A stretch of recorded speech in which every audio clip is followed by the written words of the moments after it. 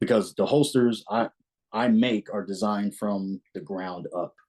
So they start out with scans of real life firearms, and then from there I do my computer work, my CNC work.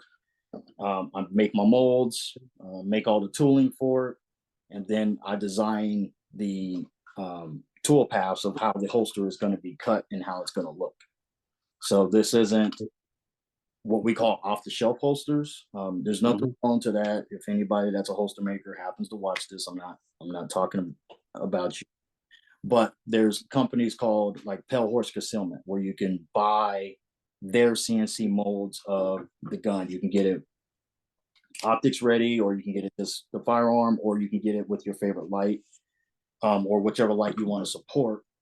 They have molds made. You order them, you get them in. It comes with what's called a trim jig, which is the shape of the holster. It comes with that, or you can order that as well. Slap some Kydex on top of it, vacuum it down, cut out his pattern of holster, fold it, ship it out with some screws, and you're good to go. So there are kits out there that are, get ready, set, go holsters that you can make.